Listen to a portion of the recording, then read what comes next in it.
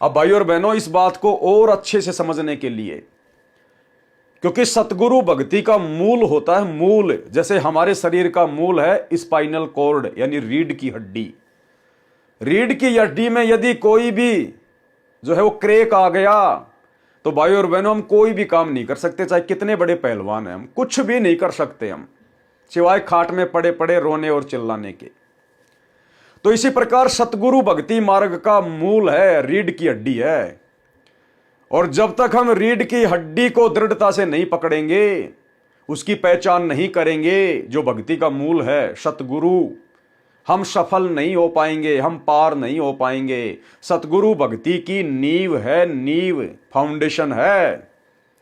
और यदि फाउंडेशन आपने ढंग से मजबूती से भर दिया तो चाहे आप जी 90 मंजिल की बिल्डिंग खड़ी कर दो, कोई दिक्कत नहीं है। तो आज हमें दृढ़ विश्वास होना चाहिए कि सतगुरु रामपाल जी खुद ही नौवीं सुरती हैं, वचन है, शब्द रूप है। ये स्वयं ही अविनाशी कबीर परमात्मा है।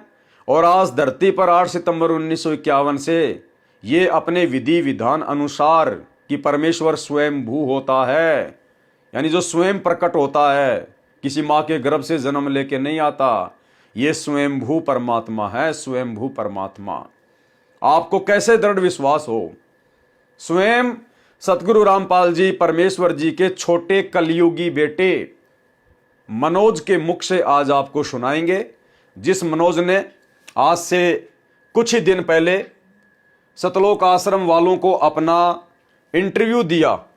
और उस इंटरव्यू में मनोज ने किस प्रकार से सतगुरु रामपाल जी परमेश्वर जी के विषय में ऐसी ऐसी बातें बताई हैं जो बातें केवल वे ही लोग जानते थे।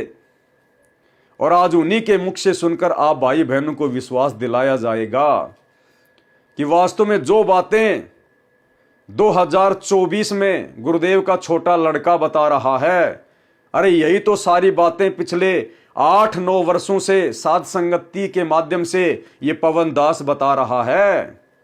तो आज आपको विश्वास करना पड़ेगा भाई और बहनों कि साध संगति सतगुरु रामपाल जी परमेश्वर जी का चलाया हुआ सतमार्ग है और सतगुरु रामपाल जी खुद ही कबीर परमात्मा है। अब आपको गुड रहस्यों की तरफ लेकर चलते हैं। हालांकि ये गुड रहस्य जो बोले जा रहे हैं गुरुदेव के छोटे लड़के के मुख से, वो लड़का कुछ भी नहीं जानता इनके बारे में। वो लड़का आज भी नहीं पहचान पाया उस परम शक्ति को, नौवीं सुरती को, अपने गुरुदेव भगवान को। ये लड़का पिछले 30-35 वर्षों से उपदेशी है। जब सतगुरु रामपाल जी ने 17 फरवरी 1988 को दीक्षा ली, उसके 1 साल बाद ही सतगुरु रामपाल जी ने अपने दोनों लड़कों को और अपनी सांसारिक उनकी जो उनकी पत्नी है अनारो और अपनी बेटियों को नाम दीक्षा दिलवा दी थी। लेकिन भाई और बहनों, आज तक ये लोग सतगुरु रामपाल जी परमेश्वर जी को परमात्मा के रूप में नहीं पहचान पाए। ये सिवाय अपने फादर के, सिवाय अपने बाप के, उनको अपना गुरु भी ढंग से नहीं मानते, गुरु भी ढंग से नहीं मानते। परमात्मा तो बहुत दूर की बात है। इनके मुख से जो बातें परमात्मा ने निकलवाई है अब इस समय, क्योंकि कबीर सागर के सरलार्थ के ऊपर वीडियो बनने जा रहे थे और परमेश्वर हम सत्सेवक आत्माओं को दृढ़ करना चाहते हैं। आप और हमारे ऊपर मेहर बख्शी परमात्मा ने, इस मनोज के अंदर प्रेरणा करके परमात्मा ने ये बातें निकलवाई हैं। अन्यथा ये बातें आज से पहले सामने नहीं आई, 35 साल हो गई। तो आप और हमें दृढ़ करना चाह रहे हैं परमात्मा, इनके मुख से बातें निकलवा कर। ये लोग तो आज भी सतगुरु रामपाल जी को अपने बाप से ज्यादा कुछ नहीं मानते, और बाप भी केवल इसलिए मानते हैं कि उस बाप की आड़ में आज इनको धार्मिक धंधा करने का मौका मिल गया। उस बाप के नाम की आड़ में आज इनके हाथों में संगत का दान धर्म का पैसा आ रहा है, ज्योति पाठ का पैसा आ रहा है, सिर्फ इसलिए। अन्यथा ये लोग अपना बाप भी ढंग से नहीं मानते। आपको पिछले वीडियो में अच्छे से समझा दिया गया है कि संत रामपाल जी के शुरुआती संघर्ष में उनका सहयोग ना उनके भाई ने किया, ना उनके दोनों बेटों ने किया, और ना उनके परिवार के किसी सदस्य ने किया। तो अब आपको दिखाते हैं और ये प्रमाणित करेंगे। आज आपको विश्वास होगा कि वास्तव में धरती पर सतगुरु रामपाल जी के रूप में पूर्ण परमात्मा स्वयं ही प्रकट हैं।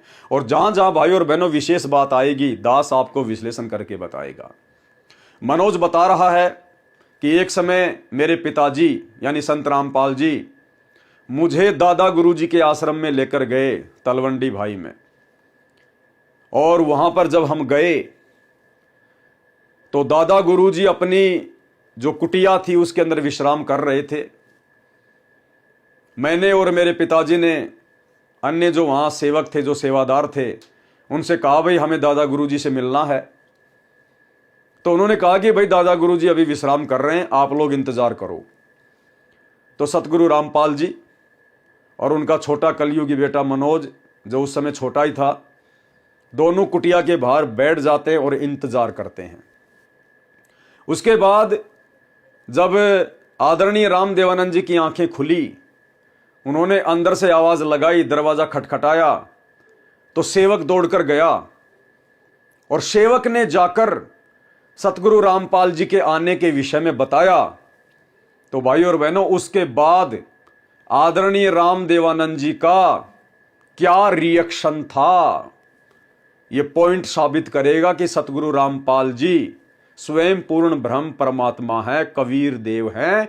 और आदरणीय रामदेवानंद जी को उन्होंने केवल गुरु शिष्य परंपरा का निर्वाह करते हुए अपना मुंह बोला गुरु बना रखा था, अन्यथा गुप्त रूप में आदरणीय रामदेवानंद जी के गुरु सतगुरु रामपाल जी थे। सुनिए ध्यान से। सर, वो दौर चल ही रहा था, आपने इतनी सारी बातें बताई तो बहुत ही अनसुनी बातें हैं और बहुत ही रोचक बातें हैं। ऐसा कोई पल हो जब आपका स्कूल के समय का कोई ऐसी यादगार हो, संत रामपाल जी से जुड़ी हो, आपको याद हो, वो हमारे दर्शकों को बताना चाहेंगे। जब मैं छोटा था तो एक बार मैं स्कूल के लिए तैयार हो रहा था, स्कूल जाने के लिए तैयारी कर ली, ड्रेस वेस पहन ली।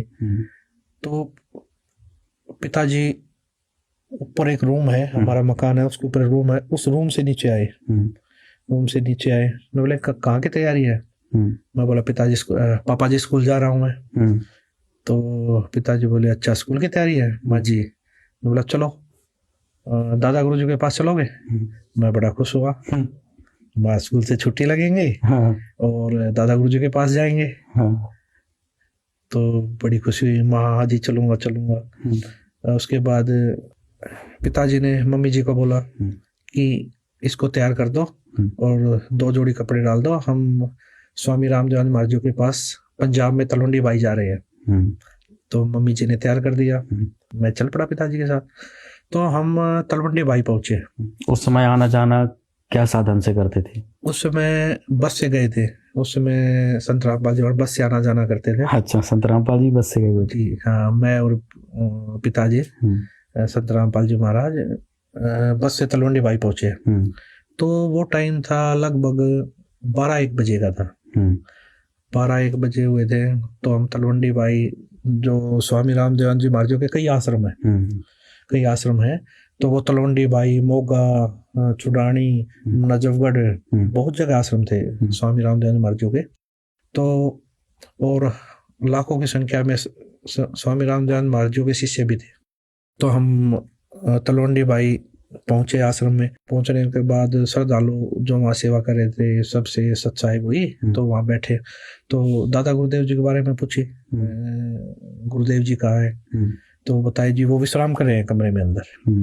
तो जब विश्राम कर रहे थे तो एक श्रद्धालु बोला जी दादा गुरुदेव जी को उठा देते हैं।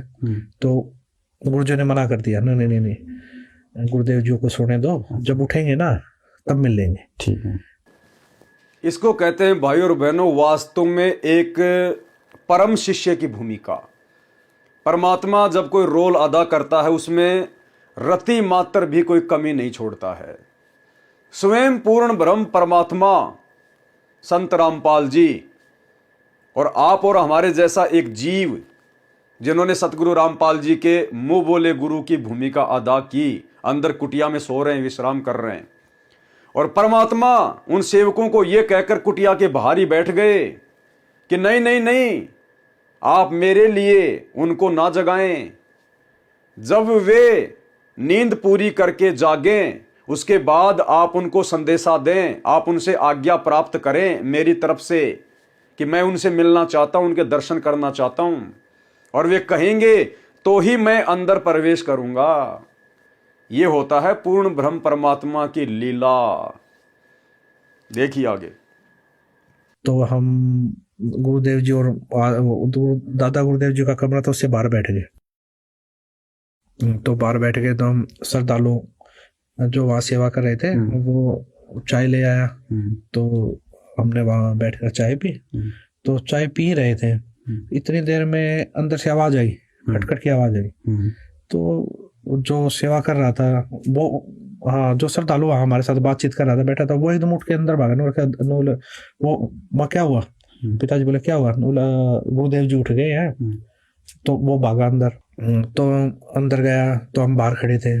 गुरुदेव अब अंदर जाकर आदरणीय राम देवानंद जी के सेवक ने, उनके भगत ने कुटिया में जाकर उनको जब सतगुरु रामपाल जी के आने के विषय में बताया कि जी हरियाणा से संत रामपाल जी आए हैं, यानी जैसे भी अपना भगत भाई समझकर सीधा इनाम लिया होगा कि जी रामपाल आया है या रामपाल जी आए हैं, क्योंकि उस समय परमात्मा एक भगत की भूमिका कर रहे थे। तो भगत भाई आपस में किस प्रकार से बात करते हैं आप जानते ही हैं कि भाई रामपाल दास आया है या रामपाल दास जी आए हैं। उसके बाद में दादा गुरुजी ने क्या कहा? भाई और बहनों, ये मनोज ये प्रत्यक्ष दृष्टा है। परमात्मा आज से लगभग 35 साल पहले इस मनोज को उस समय अपने साथ क्यों लेकर गए?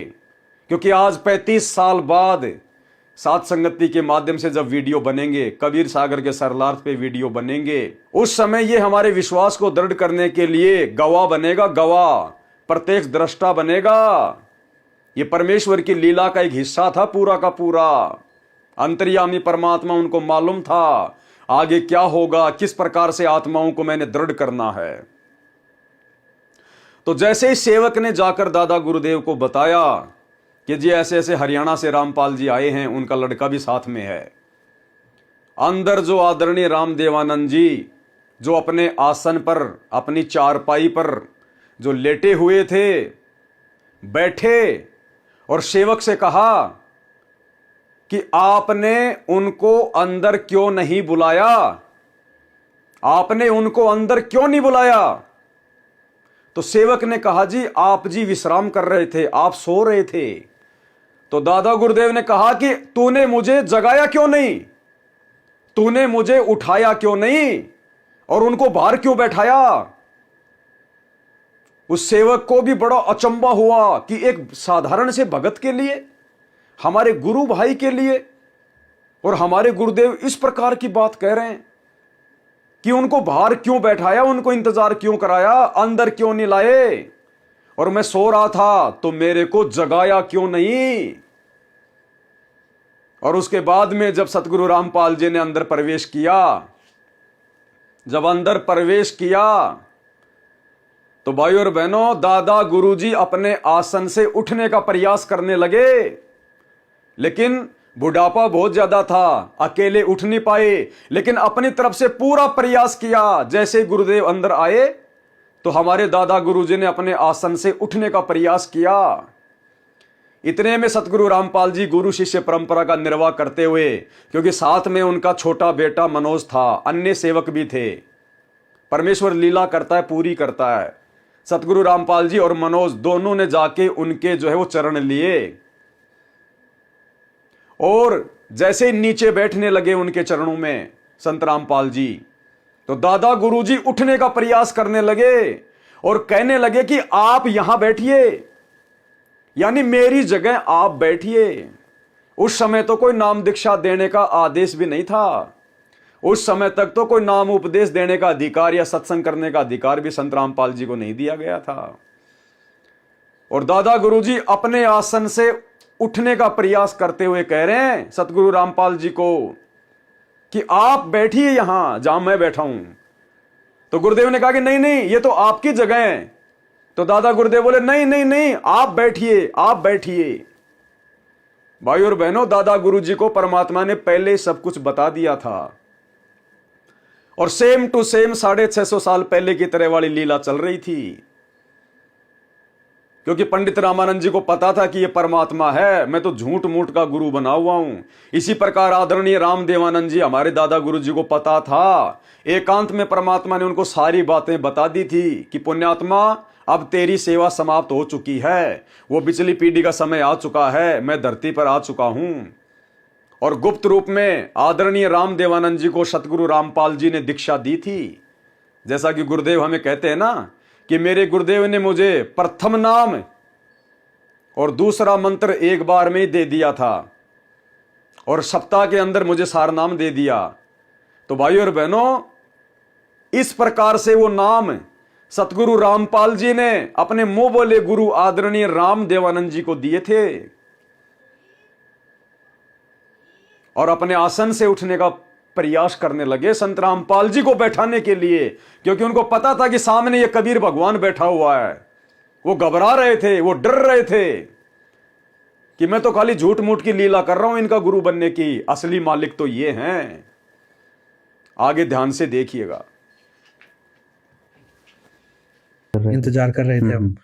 तो अंदर से जैसे श्रद्धालुओं ने जाके बताई कि हरियाणा से रामपाल जी आए हैं और उनका लड़का साथ आया है मुझे। तो दादा गुरुदेव जी अंदर से आवाज आ रही, अंदर क्यों नहीं बुलाया उनको? दादा गुरुदेव जी अंदर क्यों नहीं आए, अंदर क्यों नहीं लेके आए आप उनको? अच्छा। वो कह रहा जी आप विश्राम कर रहे थे, उठाया क्यों नहीं मेरे को? अच्छा, आपने उठाया क्यों नहीं? जब वो आए हुए थे तो उठाया क्यों नहीं मेरे को? अंदर क्यों नहीं लेके आए आप?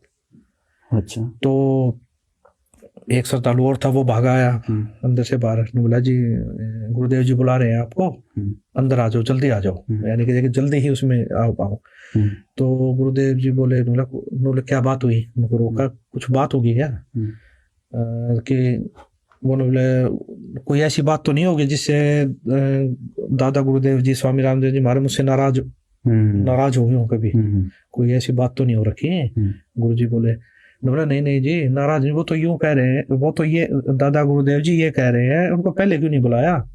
अच्छा। मुझे उठाया क्यों नहीं? वो तो इसलिए बोल रहे हैं। तो उसके बाद अंदर गए तो दादा गुरुदेव जी यूं देखकर, रूम था तो दादा गुरुदेव जी यूं देखकर, यूं गेट की तरफ देखकर यूं उठ रहे। अच्छा। यानी कि गुरु जी अंदर आए, उनको देखकर उठने लगे। अच्छा। अपनी चारपाई से। अच्छा। हाँ, उठने लगे। तो गुरु जी, हम स्पीड से चले रहे थे, जाके गुरुजी के चरण लिए, चरण लेके गुरुजी के खड़े, तो दादा गुरुजी उठ रहे थे। उठते साथ बोले जी आप यहाँ बैठिए। अच्छा। दादा गुरुदेव जी बोले जी आप बैठिए। संत रामपाल जी महाराज, संत रामपाल जी महाराज जी को बोले जी आप बैठिए यहाँ। अब श्रद्धालु जो दो सेवक थे वो खड़े थे वहाँ, वो भी आश्चर्य में, हाँ दादा गुरुजी क्या बोल रहे हैं। और दादा गुरुदेव जी हाथ जोड़ कर बोले जी आप बैठिए। तो गुरुदेव जी ने हाथ जोड़े, नौलाना ने नहीं जी आप बैठिए। गुरुदेव जी ये स्थान तो आपका है, आप बैठिए। गुरुदेव जी, दादा गुरुदेव जी भी यूं करके नहीं जी आप बैठिए। कम से कम 2-3 मिनट तक ये चीजें चलती रही। अच्छा। जैसे कोई घर में मेहमान आ जाता, हम कहते जी बैठिए, वो कहने नहीं जी पहले आप बैठिए। तो कम से कम 2-3 मिनट तक ये चीजें चली है, मैंने देखी है ये चीजें। अच्छा था उस समय, ध्यान नहीं था भाई इतना। सर ये तो जो आपने बताया ये बात बहुत ही अद्भुत है, क्योंकि सनातन धर्म में, हिंदू धर्म में, अपनी गुरु परंपरा में अगर देखा जाए तो गुरु पद उच्च होता है और शिष्य का स्थान जो होता है वो नीचे होता है। आज इस प्रकार से आप एक घटना का जिक्र कर रहे हैं, तो स्वामी जी अपने चारपाई पे संत रामपाल जी महाराज को बिठाने के लिए बोल रहे हैं। जी जी, ये चीजें मुझे भी, चलो उस समय बचपना था इतनी समझ में, लेकिन आंखों के सामने ये चीजें चल तो रही थी। ये क्या हुआ उस समय? हाँ, ये क्या हो रहा है। और उस समय 2 सेवक भी वहीं खड़े, वो भी आश्चर्य में, उनकी भी वो भी यूं देख रहे बिल्कुल ये चीजें, स्वामी रामदेव जी महाराज जी मतलब क्या कर रहे हैं। तो ये चीजें 2-3 मिनट तक चली, वो मैंने देखी वहां पर। वो चीजें जब देखी तो गुरुदेव जी ने बड़े ही मतलब ये लगा लिए, बड़े ही आधीनता से कई बार प्रार्थना करने के बाद स्वामी रामदेव महाराज जी को चारपाई पे वापस बैठाया। फिर भी स्वामी रामदेव महाराज जी ये बोले वहां नहीं, चारपाई पे बैठो आप भी। गुरु जी को बोला आप चारपाई पे बैठो, फिर भी अच्छा। नीचे नहीं बैठना है। गुरुदेव जी ने चरण पकड़े और गुरु जी के चरण लिए, चरण लेके गुरुदेव जी नीचे बैठ गए, चरण दबाने लगे। गुरुदेव संत रामपाल जी महाराज, सतगुरु रामपाल जी परमेश्वर जी के द्वारा मना करने पर बार बार, क्योंकि वो तो एक पूरे भगत की भूमिका निभा रहे थे और भगत का ये स्वभाव होता है, लक्षण होता है अपने गुरुदेव के चरणों में बैठना। गुरुदेव के बराबर में नहीं बैठा जाता, लेकिन आदरणीय राम देवानंद जी को पता था कि ये मेरा शिष्य नहीं है, मैं इसका शिष्य हूं। ये तो परम शक्ति है, सर्व ब्रह्मांडों का मालिक है। और संत रामपाल जी के बार बार मना करने के बाद भी जब संत रामपाल जी उनके चरणों में बैठ गए, अपने मुंह बोले गुरुदेव के, तो भी दादा गुरुजी उठने का प्रयास कर रहे हैं और कह रहे हैं कि नहीं नहीं, फिर भी आप ऊपर ही बैठिए, चरणों में मत बैठिए, आप ऊपर बैठिए, चारपाई पर बैठिए। अगर आप मुझे नीचे नहीं बैठने देना चाहते हैं तो कम से कम आप मेरे बराबर में तो बैठिए, मेरे चरणों में ना बैठिए। क्योंकि दादा गुरुदेव को पता था कि यह परमात्मा है, परम ब्रह्म परमेश्वर है। अन्यथा भाइयों और बहनों, गुरु भला शिष्य को इतना महत्व देगा क्या? क्या आज तक किसी गुरु ने अपने शिष्य को इतना महत्व दिया क्या? उसके बाद भी सतगुरु रामपाल जी ने पूरे भगत की भूमिका निभाई, भगत शिरोमणि की भूमिका निभाई और जबरदस्ती अपने मुंह बोले गुरुदेव के चरणों में बैठ गए। क्योंकि जब परमेश्वर धरती पर आते हैं और जो भी भूमिका अपने हाथ में लेते हैं, परमात्मा उसको पूरी तरह निभाते हैं। गुरुदेव ने बताया कि जब परमात्मा द्वापर युग में आए थे, द्रौपदी से जब एक साड़ी के टुकड़े का दान लिया, अंधे महात्मा का रोल किया, उस समय भी परमात्मा ने पूरा ही रोल किया, आधा अधूरा काम नहीं छोड़ा।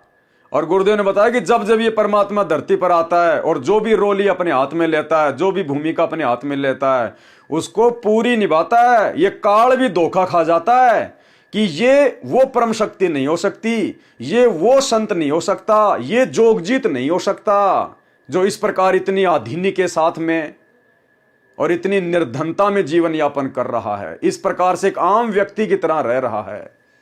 तो कहते हैं परमात्मा जब धरती पर आते हैं तो जो भूमिका अपने हाथ में लेते हैं उसको पूरी निभाते हैं। अंतर्यामी थे, लेकिन लीला जो भगवान करते हैं, जैसे 120 वर्ष धानक रूप में, जुलाई रूप में काशी में रह गई, कोई आज तक नहीं समझ पाया वो भगवान थे।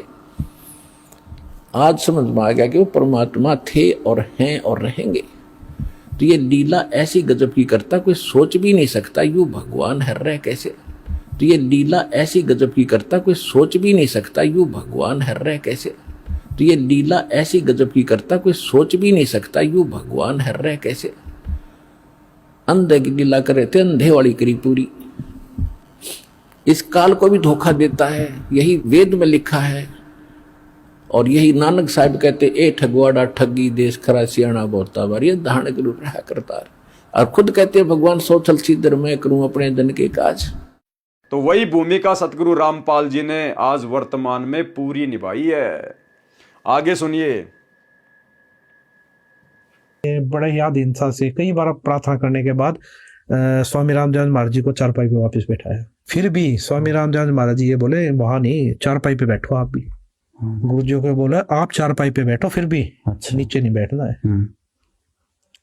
गुरुदेव जी ने चरण पकड़े और गुरु जी के चरण लिए, चरण लेके गुरुदेव जी नीचे बैठ गए, चरण दबाने लगे। गुरुदेव संत रामपाल जी महाराज जी बोला जी, संत रामपाल जी महाराज जी चरण सेवा करने लगे, तो मैं भी चरण सेवा करने लग गया। तो स्वामी रामदेव जी महाराज जी तब भी मैं देख रहा था, उस समय भी बड़े ही गुरुजों की तरफ देखते रहे। फिर भी मतलब यूं देखते रहे, गुरुजों की तरफ देखते रहे। अच्छा, हाँ, ये चीज बड़ा ही अचंभित लगी। उस समय मैं देख रहा था, मैं ये क्या चीज है क्या नहीं। श्रद्धालु जो सेवक खड़े थे वो तो मतलब ये लगा लीजिए देखते ही रहे, बिल्कुल आंखें फट। उसके बाद जब सतगुरु रामपाल जी परमेश्वर जी ने एक परम भगत की भूमिका निभाते हुए और जबरदस्ती अपने मुंह बोले गुरुदेव के चरणों में बैठकर उनके चरण दबाने लगे, तो संत रामपाल जी के छोटे कलयुगी पुत्र मनोज जी कह रहे हैं कि मैं देख रहा था कि उस समय भी दादा गुरुजी संत रामपाल जी की तरफ बड़े आश्चर्य से देख रहे थे, टकटकी लगाकर। क्यों देख रहे थे भाई और बहनों? क्योंकि उनको अपनी औकात का पता था कि मैं क्या हूं और जो परम शक्ति मेरा भगत बनने की भूमिका कर रही है वो क्या है। और वो अंदर से भयभीत हो रहे थे, वो डरे हुए थे अंदर से कि ये परमेश्वर मैं कैसे इस पाप को दूंगा। भले आपने मेरे को भूमिका दी है, एक गुरु बनने की भूमिका दी है, लेकिन परमात्मा मैं तो जीते जी ही मर जाऊंगा। भाई और बहनों, आज हमें पता चल गया इस बात का कि सतगुरु रामपाल जी हमारे परमात्मा है, हमारे इष्ट देव हैं और हम उनके भगत हैं, उनके शिष्य हैं। और कल को यदि परमेश्वर ने कोई ऐसी लीला करनी हो और आप में से किसी भी भगत भाई बहन को गुरुदेव भगवान कहें कि बेटा आपने 1 घंटे के लिए मेरे साथ में चलना है और आपने मेरे गुरु की भूमिका करनी है, और बेटा देख तू चेयर पे बैठ जाना और मैं तेरे चरणों में बैठकर 1 घंटे के लिए मैं तेरे चरण दबाऊंगा, चंपी करूंगा। भाई और बहनों, आपकी क्या स्थिति होगी? मुझे लगता है यदि आप जी होश में होंगे तो आप जी गुरुदेव के साथ तो जरूर चल पड़ेंगे, लेकिन उस चेयर पे बैठने से पहले आप जी अपने प्राण त्याग देंगे। आप अंदर से इतने भयभीत हो जाएंगे, आप इतने डर जाएंगे, आपकी आत्मा कांप उठेगी। आप जी चेयर पर बैठने से पहले प्राण त्याग दोगे कि इस सारी सृष्टि के रचनहार के सामने मैं चेयर पे बैठूंगा और मेरा भगवान मेरे चरण दबाएगा। भले ही ये उनका आदेश है, भले ही वे कोई लीला कर रहे हैं, भले ही इसमें मुझे दोष नहीं लगेगा, लेकिन भाई और बहनों, जब भगवान की पहचान हो जाएगी उसके बाद आत्मा स्वीकार नहीं करेगी, उससे पहले आत्मा अपने प्राण त्याग देगी। तो आदरणीय रामदेवानंद जी की भी कुछ ऐसी स्थिति थी। उन्हें हकीकत का पता था कि मैं कौन हूं और सतगुरु रामपाल जी कौन हैं।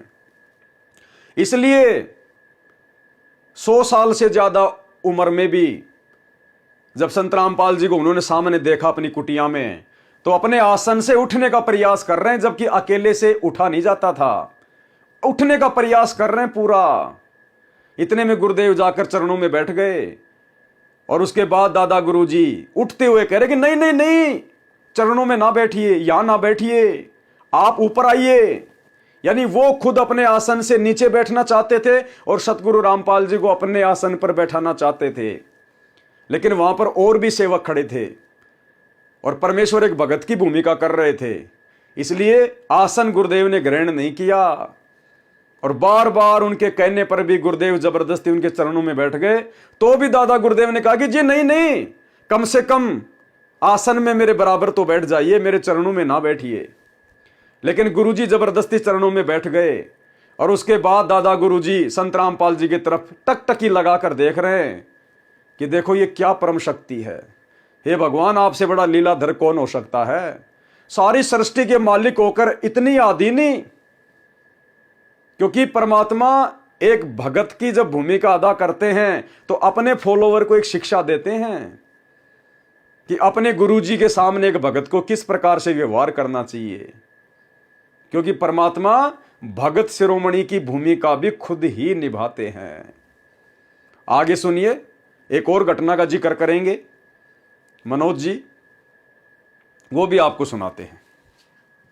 ठीक फटी रहेगी उनके नो दादा गुरुदेव जी क्या इतना महत्व दे रहे हैं, क्या बात है। तो ये चीजें मैंने देखी उस समय, तो ये चीजें जो समझ में आ रही हैं, ये चीजें तो जैसे सत्संग सुनने को मिले, संत रामपाल जी महाराज जी को पता लगा। उस समय भी आज से 600 साल पहले भी ये घटना घटी थी। अच्छा, कैसे? ये जिस समय कबीर परमात्मा जी आए उस समय भी स्वामी रामानंद जी महाराज कबीर साहब जी के गुरु जी थे, नाम दीक्षा ली थी। तो कबीर परमात्मा स्वामी रामानंद जी महाराज जी को सतलोक दिखा के लाए, वो सचखंड दिखा के लाए, सारी इस काललोक का या इस पृथ्वी का लगा लीजिए जितने भी ब्रह्मांड सब दिखाया उन्होंने, उनको उनके बारे में जानकारी दी।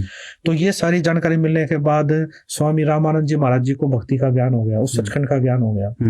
तो इसी प्रकार स्वामी रामानंद जी महाराज जियों ने कबीर परमात्मा को हाथ जोड़कर प्रार्थना की कि जी आप मुझे नाम दीक्षा दीजिए, आप मेरे आप ही परमात्मा हो। जब उनको ज्ञान होगा उन्होंने बोला आप ही परमात्मा हो।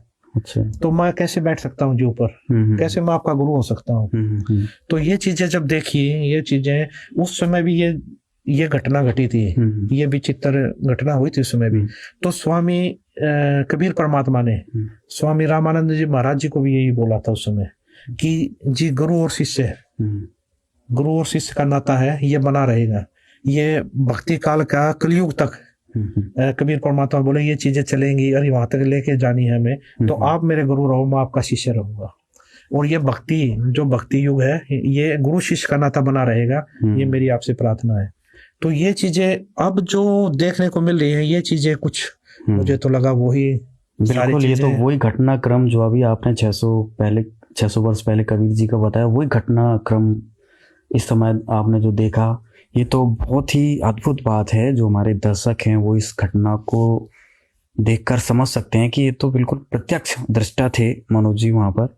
और जो ये घटनाक्रम हुआ, इससे संत रामपाल जी महाराज के जो भक्त हैं वो समझ सकते हैं कि संत रामपाल जी महाराज कौन है। ये तो सर बहुत, इस घटना को देखकर, जो कि अद्भुत घटना घटी, जिस घटना के प्रत्यक्ष दृष्टा मनोज जी हैं, 650 साल पहले वाली लीला घटी, वैसी घटना घटी। और मनोज जी उस घटना का जिक्र कर रहे हैं कि ऐसी घटना 650 साल पहले कबीर जी और पंडित रामानंद जी के बीच में घटी थी, तो वही घटना आज घट रही है। यानी मनोज जी कहना चाहते हैं कि संत रामपाल जी कबीर जी ही है, और जो दादा गुरु जी है वो उनके मुंह बोले गुरु हैं। ठीक है, लेकिन भाई और बहनों, मान कोई नहीं रहा। इतना सब कुछ अपनी आंखों से प्रत्यक्ष देखने के बाद, और वर्तमान 2024 में सोशल मीडिया के माध्यम से वीडियो बनाकर संगत में वायरल कर दिया, यानी लोगों को समझा रहा है संत रामपाल जी के बारे में, लेकिन खुद की स्थिति आज भी क्या है? कबीर करनी तज कथनी कथे, अज्ञानी दिन रात, और कुत्ते ज्यों भौंकत फिरे सुनी सुनाई बात। आज भी सतगुरु रामपाल जी परमेश्वर जी का कलयुगी परिवार, उनके बेटा बेटी भाई बंधु रिश्तेदार, आज भी काल की भांग के नशे में मूर्छित हैं। इस व्यक्ति की आंखों के सामने घटना घटी, इसको याद है, परमात्मा ने इसको याद रखवाई। वरना बच्चे तो खेल खेल में भूल जाते हैं, लेकिन परमात्मा ने इसको सद्बुद्धि दी, सतगुरु रामपाल जी ने, इसको वो घटना याद रही। और आज ये उस घटना की तुलना 650 साल पहले वाली घटना से कर रहा है। यानी ये कहना चाह रहा है कि संत रामपाल जी खुद ही कबीर जी हैं, और दादा गुरु जी उनके गुरु नहीं थे, बल्कि दादा गुरु जी तो मुंह बोले गुरु की भूमिका निभा रहे थे। लेकिन मान नहीं रहे कोई भी, ना सतगुरु रामपाल जी परमेश्वर का कलयुगी परिवार वर्तमान में उनको कबीर मान रहा है, ना कोई कोऑर्डिनेटर मान रहा, और ना इन लोगों के पीछे जुड़ी हुई संगत मान रही जो इन सतलोक आश्रमों में जाती है। अगर इस मनोज को, यानी सतगुरु रामपाल जी के कलयुगी परिवार को इतना विश्वास हो चुका होता कि वास्तव में संत रामपाल जी कबीर भगवान है, कबीर परमात्मा है, तो भाइयों और बहनों, हर साल जून के महीने में असली कबीर सतगुरु रामपाल जी के धरती पर प्रकट होते सहते उस नकली कबीर की फोटो का, दाढ़ी मूंछ वाली कबीर जी की फोटो का प्रकट दिवस ना मनाते ये लोग। अगर इन लोगों को वास्तव में दिल की गहराई से पता होता और इनको दृढ़ विश्वास होता कि सतगुरु रामपाल जी जो हमारे फादर, हमारे पिताजी हैं, वो खुद कबीर भगवान हैं, तो कबीर भगवान के कबीर मार्ग में ये लोग गंदी राजनीति का समावेश ना करते, भक्तों को राजनेताओं का जो है कुत्ता बना के ना छोड़ते, राजनेताओं की रैलियों में धक्के ना खाते।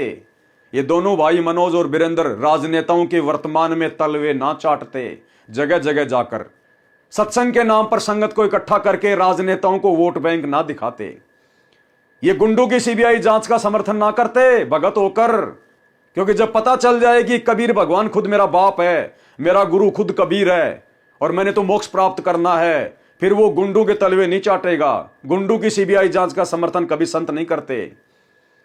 2, 3, 4% आरक्षण के लिए भक्तों को गुरुदेव के कलयुगी परिवार ने हरियाणा के जाट आरक्षण की बिरानी आग में झोंक दिया। भक्तों के ज्योति पाठ और दान का करोड़ों रुपया जाट आरक्षण संघर्ष समिति के अध्यक्ष चौधरी यशपाल मलिक को चंदे के रूप में दे दिया। वीडियो दास आपको बार बार दिखाता है, एक बार फिर से देख लीजिए। संत रामपाल जी ने जो आपको समर्थन दिया, इस बारे में आपकी क्या राय है? हमारा संत रामपाल जी को और उसकी संगत को बहुत बहुत धन्यवाद। और उन्होंने हमें आज 11 लाख रुपए चंदा देकर भी आंदोलन में भी मदद की। संत रामपाल जी ने जो आपको समर्थन दिया, इस बारे में आपकी क्या राय है? हमारा संत रामपाल जी को और उसकी संगत को बहुत बहुत धन्यवाद। और उन्होंने हमें आज 11 लाख रुपए चंदा देकर भी आंदोलन में भी मदद की। अगर इन लोगों को दृढ़ विश्वास होता कि हमारे गुरुदेव, हमारे पिताजी पूर्ण ब्रह्म परमात्मा है, कबीर देव हैं, तो भाइयों और बहनों, ये लोग धनाना आश्रम में 3 एकड़ जमीन में हॉस्पिटल का कार्य शुरू ना करवाते, क्योंकि कबीर भगवान से बढ़कर तो कोई डॉक्टर है ही नहीं। और जो कबीर सतगुरु रामपाल जी पिछले 30 वर्षों से अपनी भक्ति के बल पर, अपने आशीर्वाद के बल पर असाध्य रोगों का इलाज फ्री में करते आ रहे हैं। बड़े बड़े हॉस्पिटल, बड़े बड़े डॉक्टर्स ने जवाब दे दिए। उसके बाद संत रामपाल जी की शरण में आने के बाद वो चंगे होके घूम रहे हैं, भक्ति कर रहे हैं। इतना सब कुछ प्रत्यक्ष देखने के बाद आज ये लोग उन्हीं के नाम की आड़ में सतलोक आश्रम धनाना में 3 एकड़ जमीन में हॉस्पिटल का काम शुरू ना करते। अगर ये नित्य नियम भी ढंग से करते तो नित्य नियम में सबसे लास्ट की वाणी है, दास गरीब तबीब सतगुरु बंदी छोड़ दयाल है। तबीब यानी वैद, वो कबीर परमात्मा सब वैद्यों का वैद है। वो शरीर का भी डॉक्टर है, वो आत्मा का भी डॉक्टर है। अगर इनको यकीन होता तो अपने धार्मिक धंधे को बनाए रखने के लिए, सतलोक आश्रम धनाना को चलाने के लिए, ये लोग गांव वालों को खुश करने के लिए संत रामपाल जी की मर्यादाओं की धज्जियां उड़ाते हुए 50 लाख रुपए की लागत से धनाना गांव में, धनाना गांव वालों के लिए बैडमिंटन खेलने के लिए बैडमिंटन का स्टेडियम ना बनवाते। संत रामपाल जी की मर्यादाओं में तो ताश खेलना भी मना है और सहयोग करना भी मना है। ये गांव वालों के लिए फ्री में एम्बुलेंस और फ्री में बसें ना चलाते। गांव वालों के लिए भक्तों को मजदूर बनाकर रोडों के गड्ढे ना भरवाते। जगह जगह आश्रम खोलकर ड्रामेबाजी ना करते, घर बैठकर भक्ति करते, घर बैठकर भक्ति। तो भाइयों और बहनों, इतना सब कुछ प्रत्यक्ष अपनी आंखों से उन घटनाओं को देखकर भी सतगुरु रामपाल जी का परमेश्वर आज वर्तमान में भी उनको कबीर जी के रूप में नहीं मान रहा, नहीं पूज रहा। जिंदा कबीर के धरती पर रहते सहते एक कागज के टुकड़े को कबीर मानकर अपने गले में लॉकेट के रूप में लटकाए फिरते हैं। इसको कहते हैं करनी तज कथनी कथे अज्ञानी दिन रात, और कुत्ते जू भौंकत फिरे सुनी सुनाई बात। तो भाइयों और बहनों, ये वीडियो, ये इंटरव्यू इस मनोज का सतगुरु रामपाल जी परमेश्वर ने आप और हम साध संगति से जुड़ी हुई अपनी विशेष प्यारी आत्माओं के विश्वास को दृढ़ करने के लिए, भक्ति मार्ग की ऊंचाइयों पर बैठाने के लिए, कि उसके बाद चाहे काल बलि भी धरती पर आकर भ्रमित करने का प्रयास क्यों ना करे, हम टस से मस नहीं होने वाले। हमारे गुरुदेव के अलावा हमारी आस्था -1% भी किसी अन्य भगवान में नहीं हो सकती, 100पन में भी। चाहे खुद भगवान ही धरती पे उतर के क्यों ना आ जाए, चाहे खुद ही सतगुरु रामपाल जी भगवान हमारी परीक्षा लेने के लिए दाढ़ी मूछ वाले कबीर जी का दूसरा रूप बनाकर अपने बराबर में खड़ा क्यों ना कर ले, तो भी हम एक नजर भी नहीं देखेंगे उस दाढ़ी मूछ वाले कबीर की तरफ। और यही गुरुदेव ने अपने सत्संगों में समझाया कि अगर खुद भगवान भी अगर उतर के आ जाए तो भी आपने उनका आदर नहीं करना, आपने हाथ जोड़ के उनका सत्कार भी नहीं करना। यदि कोई कबीर जी दाढ़ी मूछ वाला भी तुम्हारे गुरु जी के सामने आके खड़ा हो जाए तो सुनिए वीडियो। तो परमात्मा ये कहना चाहते हैं, गुरु भी खड़ा है और मैं भी आके खड़ा हो जाऊं, यानी मेरा कृपा पात्र संत जो तुम्हारे संपर्क में है वो और मैं साथ में दोनों खड़े हो जावा। तो तुमने मुझे नहीं, अपने गुरु जी को स्वीकार करना, प्रणाम करना है। तो मैं तुम्हें पसंद करूंगा, तब मैं तुझे चाहूंगा, तब मेरे अपने मानूंगा। नहीं तो तुम्हें कोई भी भ्रमित कर देगा मेरे रूप में आके। अपने गुरु जी के अतिरिक्त किसी को नहीं आदर देना, भगवान को भी नहीं देना, मतलब यहाँ तक कह दिया। अपने गुरु जी के अतिरिक्त किसी को नहीं आदर देना, भगवान को भी नहीं देना, मतलब यहाँ तक कह दिया। अपने गुरु जी के अतिरिक्त किसी को नहीं आदर देना, भगवान को भी नहीं देना, मतलब यहाँ तक कह दिया। जबकि ये लोग तो भाई और बहनों, यदि सतगुरु रामपाल जी अपनी लीला से अपने बराबर में यदि एक दाढ़ी मूछ वाले कबीर का रूप बनाकर खड़े हो जाएं, तो उसके साथ तो ये किस प्रकार से व्यवहार करेंगे, उसके चरण पकड़ेंगे, खुशी से नाच उठेंगे, जब उस कबीर की एक नकली बेजुबान मुर्दा फोटो को भगवान मानकर पूज रहे हैं।